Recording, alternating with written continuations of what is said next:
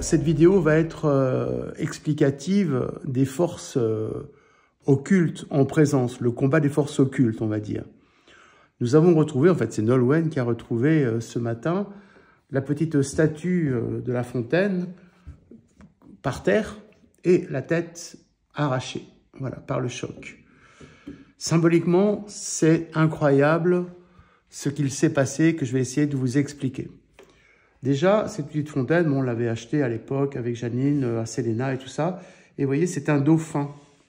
Donc, on a la symbolique du dauphin qui est l'animal qui plonge, l'animal avec un gros cerveau plus gros que le nôtre, un mammifère, etc. Donc voilà, puis ça c'est un petit ange, voilà, avec un corps un peu poupon d'ange, joker, par rapport à ça. Cette tête donc été arrachée. Voilà, et nous l'avons trouvée par terre. Dans la mythologie, dans la Bible en fait, on sait que Saint Jean-Baptiste a été décapité par Salomé. Nous avons eu, il y a 10 ans, ici en Bretagne, un voisin qui s'est installé dans une maison à côté, qui s'appelait Salomé. Et à ce moment-là, j'ai eu l'idée que Salomé était quelque chose qui allait, moi, puisque Jean est mon deuxième prénom, venir interférer sur ma vie, quoi. Un ami m'a dit « mais non, tu seras plus fort, etc. » Donc ça s'est bien passé pendant 10 ans avec ce voisin et on n'a pas fait de barrière entre les deux maisons parce qu'on s'entendait bien. Et puis, hélas, comme souvent, Jean-Luc Salomé, hein, voilà, pour ne pas le nommer, a vendu. Et la personne qui est arrivée était évidemment pas de sa qualité. Donc, les gens se sont rétractés chacun de son côté et je n'avais toujours pas fait cette barrière et cette clôture. Cette barrière et cette clôture, bon, étaient vraiment nécessaires, mais bon, c'est très cher, il faut un gros budget, etc.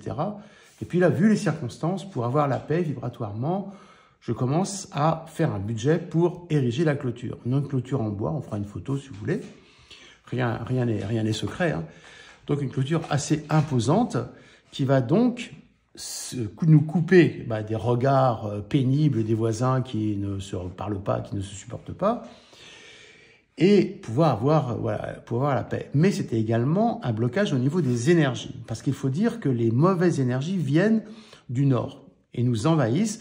Donc du côté de ces maisons au nord, là où était donc Salomé et maintenant le nouveau voisin, il se passe des choses redoutables, hein. Une femme est tombée, elle s'est brisée 50 os.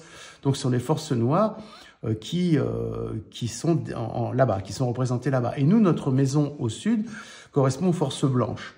Donc il y a souvent un équilibre ou un déséquilibre entre deux endroits. C'est pour cela, par exemple, que dans les églises, vous avez à l'extérieur un puits qui correspond au nettoyage des forces noires qui redescendent dans la terre. Donc il y a des rituels, hein. Bon, moi je les ai un peu retrouvés, mais c'est assez facile, hein. Quand vous êtes près d'une source, par exemple, eh bien, vous sentez que vous êtes vidé, parce que la source vous absorbe vos énergies, et normalement, vous vous régénérez avec des bonnes énergies. C'est ça le symbolisme ou le mécanisme de la source. Et c'est de la même façon, les sourciers, avec leurs baguettes, sentent ces énergies qui attirent vers le bas, et il y a la baguette de coudrier, hein, qui donne un coup vers le bas, et on sait qu'il y a une source, hein, un point précis.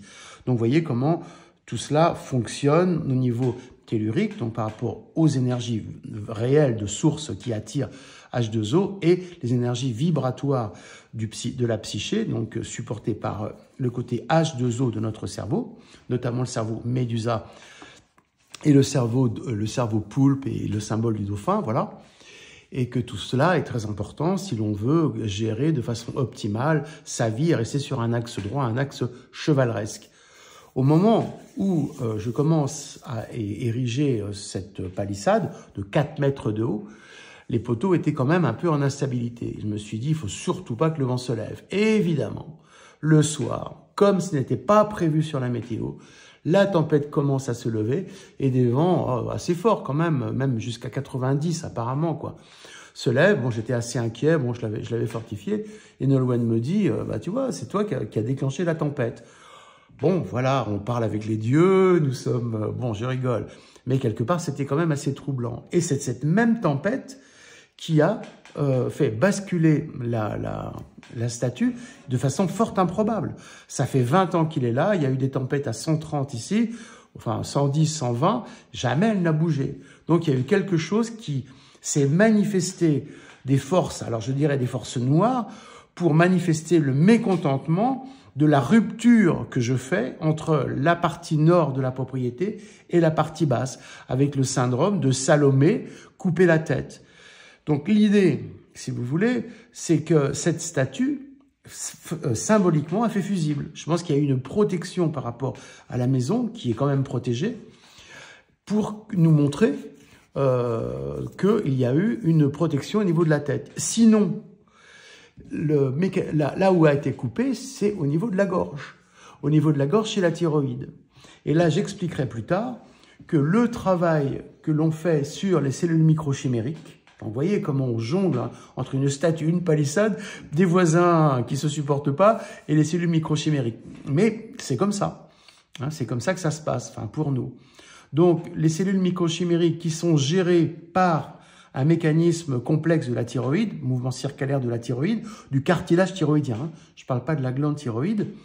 Donc, nous amène à un éveil au niveau de la conscience intérieure du cerveau. Donc, ça monte dans le cerveau et ça épanouit. Ça a un rapport avec la glande pinéale. Et après, ça redescend par le diaphragme. Donc, voilà, j'ébauche déjà ce que je vous expliquerai plus tard. Mais on est tellement, apparemment, sur la piste, on est tellement sur la piste du sang doré, de l'état chevaleresque de l'humain que l'on doit ressortir, que les forces noires étant tellement contrariées qu'elles ont fait soulever la tempête pour se venger de la rupture que je fais avec les forces noires, que j'avais jamais fait depuis 30 ans. J'aurais dû le faire. Mais quelque part, voilà, c'était un peu complexe. Et elle nous bascule une statue par terre qui se casse au niveau de la tête pour montrer le symbolisme de l'égorgement, mais virtuel, rituelique. Alors égorgement, vous voyez ce que je veux dire aussi par rapport à ce qui se passe en ce moment. Égorgement rituelique, mais que en fait, c'est pas nous qui avons subi. Moi, je suis libéré de la gorge, peut-être de la parole. Je le prends comme ça, et c'est la statue qui malheureusement va être recollée, mais c'est elle qui a fait fusible et c'est un petit peu l'explication ésotérique de ce qui se passe ici